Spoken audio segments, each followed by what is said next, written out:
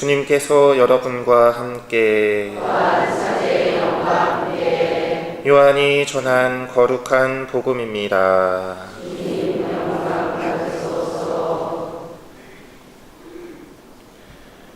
그때 예수님께서는 올리브산으로 가셨다. 이른 아침에 예수님께서 다시 성전에 가시니 온 백성이 그분께 모여들었다. 그래서 그분께서는 앉으셔서 그들을 가르치셨다. 그때 율법학자들과 바리사이들이 가늠하다 붙잡힌 여자를 끌고 와서 가운데에 세워놓고 예수님께 말하였다. 스승님, 이 여자가 가늠하다 현장에서 붙잡혔습니다. 모세는 율법에서 이런 여자에게 돌을 던져 죽이라고 우리에게 명령하였습니다. 스승님 생각은 어떠하십니까?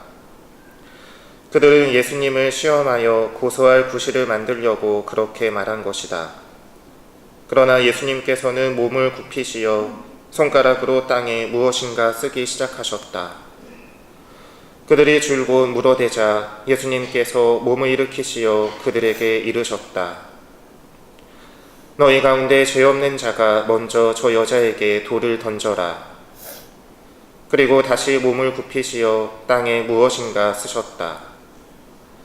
그들은 이 말씀을 듣고 나이 많은 자들부터 시작하여 하나씩 떠나갔다. 마침내 예수님만 남으시고 여자는 가운데 그대로 서 있었다. 예수님께서 몸을 일으키시고 그 여자에게 여인아, 그 자들이 어디 있느냐? 너를 단죄한 자가 아무도 없느냐? 하고 물으셨다. 그 여자가 선생님, 아무도 없습니다. 하고 대답하자 예수님께서 이르셨다. 나도 너를 단죄하지 않는다. 가거라. 그리고 이제부터 다시는 죄짓지 마라. 주님의 말씀입니다.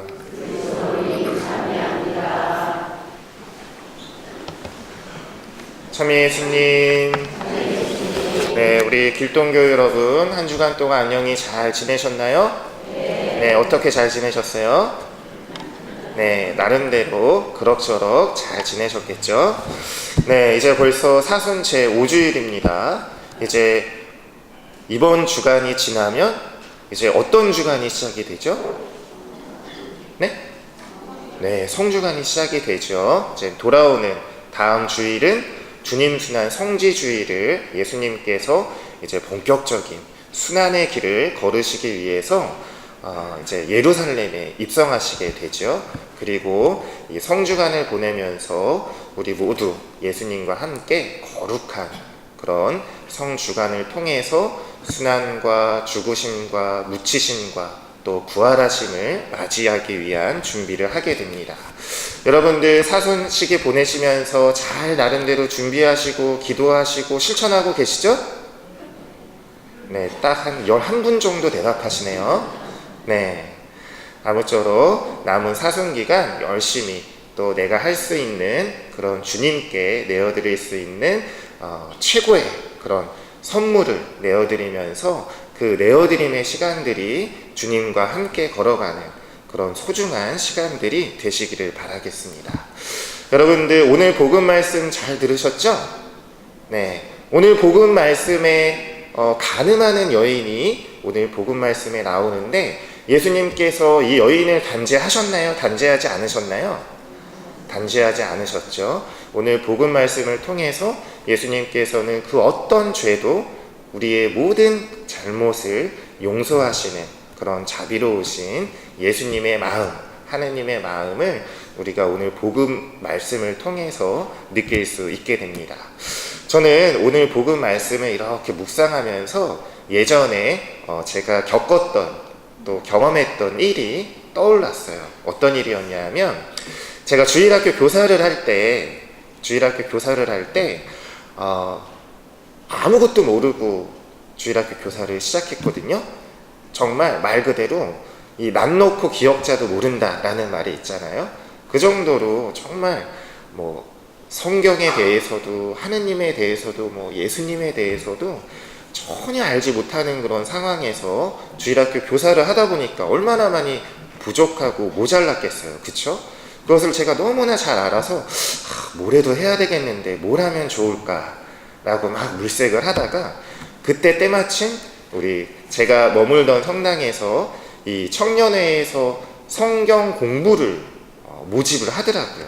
그래서 용기 있게 성경 공부를 시작을 했습니다. 그런데 정말 되게 어렵고 막 힘들고 막 그럴 줄 알았는데 그 성경 공부하면서 함께 나누고 또 저의 그런 마음속에 있는 이야기들 또 성경을 함께 읽으면서 느꼈던 그런 저의 그런 기도 아니면 묵상 아니면 나눔들 이러한 것들이 그 시간을 함께 성경 공부를 하면서 보내는 시간들이 너무나 행복하고 좋았던 거예요. 그래서 저에게는 지금도 성경 공부를 했던 그 시간들이 아주 소중하게 마음속에 간직되어 있습니다. 그런데 하루는 이렇게 같이 그룹원들끼리 성경 공부를 하면서 서로 나눔을 하는데 우리 봉사자분이 그 같이 함께 성경 공부를 하던 그룹원들에게 질문을 하나 했어요. 어떤 질문이었냐면 여러분 하느님께서는 모든 죄를 용서하시죠? 그쵸 여러분? 정말 그렇게 생각하세요? 네, 그렇게 생각하시겠죠. 저도 그렇다고 이야기를 했습니다. 그런데 아주 의미심장한 질문을 이어서 던지시는 거예요. 어떤 질문이었냐면 여러분 하느님은 모든 죄를 다 용서하시지만 하느님께서도 용서하지 못하시는 죄가 있습니다. 어떤 죄일까요? 라고 질문하는 거예요. 여러분들은 어떻게 생각하세요? 우리가 알기로는 하느님께서는 모든 죄를 다 용서하시는데 하느님께서도 용서하시지 못하는 죄가 있다는 거예요. 여러분 믿기세요? 믿기지 않으세요? 다들 믿기지 않으시는 그런 표정이시네요. 여러분들 만약에 우리가 한번 생각을 해보시죠. 만약에 하느님께서도 용서하시지 못할 만큼 큰 죄가 있다면 어떤 죄가 있을까요? 여러분 어떻게 생각하세요? 살인? 네? 자살? 지금 저 혼자 떠들고 있습니까? 네, 아무튼 딱 머릿속에 떠오르지 않으시죠? 저희 그 그룹원들도 그런 얘기 했어요. 살인, 자살이요? 아니면 지금 요즘 막 TV에 많이 나오는 성폭력? 이런 입에 담기 참 험한 그런 이야기들을 막 했었죠. 그런데 아니라는 거예요. 그러면서 그런 죄조차도 하느님께서는 용서하시지만 정말로 정말로 하느님께서 용서하시지 못하는 죄는 내가 너무 큰 죄를 지었기 때문에 나의 이러한 잘못은 예수님께서도 하느님께서도 그 어떠한 누구도 나를 용서해 주시지 못할 거야. 나는 어차피 용서받지 못할 거기 때문에 더 이상 하느님을 믿을 필요가 없어 라고 내 스스로 판단하고 내 스스로 속단한 나머지 하느님으로부터 영영 등을 돌리는 사람들은 하느님께서도 결코 용서할래야 용서하실 수가 없다는 이야기를 하더라고요. 여러분들도 공감하십니까? 네, 여러분들도 여러분들 마음속에 누군가를 용서해야 하는 짐을 다들 하나씩은, 하나 이상씩은 짊어지고 계시죠? 그런데 어떨 때는 내 스스로 이렇게 생각할 때가 있어요. 저 사람은 절대 용서 못해. 나한테 어떻게 그럴 수 있어? 나는 결코 용서할 수 없어. 라는 마음 가지셨던 적 있으셨어요? 없으셨어요? 있으셨죠? 저 역시도 그랬습니다. 그런데 하지만 시간이 지나면서 내가 주님께 정말 절실히 매달리는 그 시간들을 보내면서 또 그 시간들을 함께 해주시는 주님이 계시기에 용서되지 않는 죄들, 잘못들, 사람들은 없더라는 것이죠. 오늘 복음에서 예수님께서 가늠하다 붙잡힌 여인에게 죄를 물으셨나요? 묻지 않으셨나요? 아마 이 이스라엘 사람들, 오늘 복음 말씀에 등장하는 율법학자들, 바리사이들은 마치 내가 하느님인 것처럼, 마치 내가 예수님인 것처럼 누군가의 잘못을 속단하고 또 단죄하고 심판하는 그런 교만한 잘못을 저지르게 되지요. 오늘 복음에서 그러한 예수님을 닥달하는 이 여자를 어떻게 하면 좋습니까? 모세의 율법을 들이대면서 죽여야 된다라고 예수님이 어떻게 나오실까? 어떻게 심판하실까? 그 모습을 보고 예수님을 박해하고 예수님을 단죄하려고 하는 그런 구실을 삼으려고 하는 이 율법학자들과 바리사이들에게 예수님께서는 아무런 대꾸도 하지 않으시죠. 그리고 이렇게 말씀하십니다. 너희 가운데 죄 없는 사람이 먼저 저 여인에게 돌을 던져라.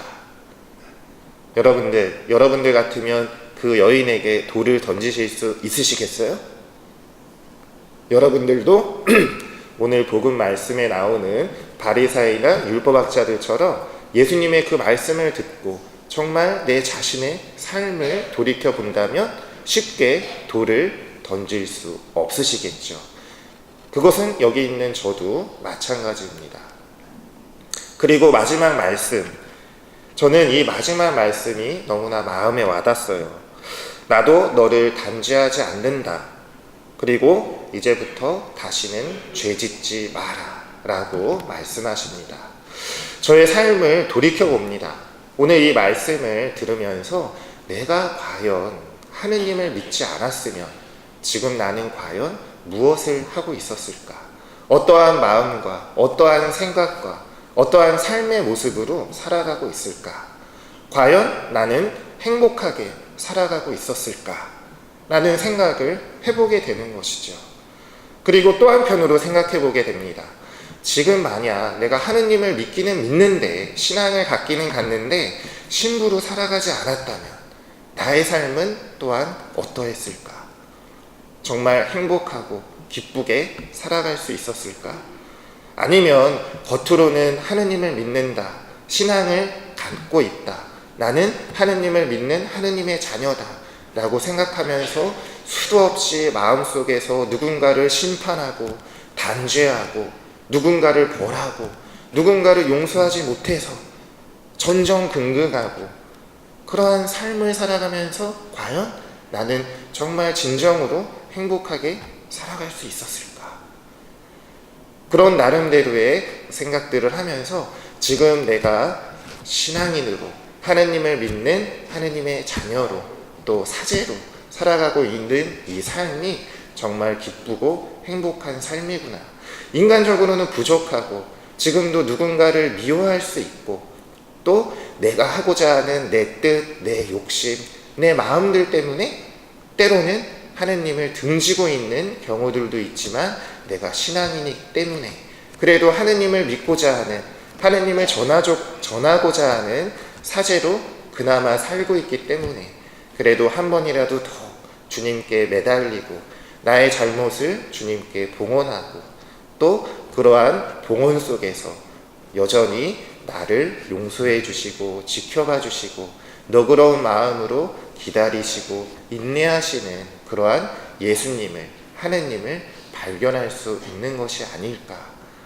그렇다면 지금의 나의 이 삶은 행복하다고 말할 수 있지 않을까. 우리의 모든 잘못을 용서하시고 나의 부끄러움을, 나의 부족함을, 나의 인간적인 한계를 바라보게 하심으로써 늘 주님께 머물 수 있도록 나를 이끌어 주시는 주님이 계시다는 것을 내가 알고 있기에 지금 나의 이 삶은 행복하다고 말할 수 있는 것이 아닐까라는 생각을 해보게 됩니다. 오늘 복음 말씀, 이 마지막 말씀, 이제부터 다시는 죄짓지 마라 라고 하시는 말씀은 너희의 인간적인 한계와 부족함과 나약함과 나의 고통과 너의 숱한 잘못을 내가 다 알고 있으니 내가 다 용서해 줄 터이니 어디 딴 데 가지 말고 내 안에 머물러 있어라. 제발 좀 내 곁에 붙어 있어라. 자꾸만 방황하고 자꾸만 딴 곳을 보면서 나를 외면하려고 하지 말고 내 안에 머물면서 나의 은혜로운 자비와 용서와 은총과 사랑을 듬뿍 받으면서 내 안에 머물러 있어라 라는 말씀으로 저는 다가왔습니다. 여러분들은 어떻게 생각하시는지 모르겠어요. 우리 사순식이 보내면서 우리가 열심히 나름대로의 실천과 죄를 짓지 않으려는 숱한 노력들, 이런 나름대로의 그런 수고로움들, 예수님을 위해서 봉헌하고자 하는 그 마음들, 참 예수님이 보시기에는 기특하고 고맙고 또 대견스러울지 모르겠습니다. 그러나 또 한편으로 중요한 것은 우리가 단순히 눈에 보이지 않는 죄를 짓지 않는 것, 이것만이 중요한 것이 아니라 진정으로 내가 나의 부족함에도, 나의 부끄러움조차도, 나의 모자름조차도 주님께 내어 맡기고 그분 안에 우리가 머물 수 있는, 늘 내 마음이 주님을 향할 수 있는 그러한 간절한 마음으로 우리 이 사순시기 그리고 우리의 신앙의 삶을 보내야 되지 않을까라는 생각을 다시 한번 해보게 됩니다. 여러분들, 사순 5주일입니다. 이제 이번 주간이 지나면 거룩한 성주간으로 나아가게 됩니다. 예수님의 순환, 우리를 위해서 십자가를 지시는 그 고통의 신비 안에 우리가 깊이 머물면서 그분의 십자가를 우리도 나누어질 수 있음으로써 깊이 그분 안에 머물고, 그리고 그 머움의 체험들이 나의 신앙을 이끌어가고 더 많은 은총 속에 기쁜, 풍요로운, 충만한 그런 우리 신앙의 삶이 될 수 있도록 이 미사를 통해서 간절한 마음으로 기도할 수 있으면 좋겠습니다.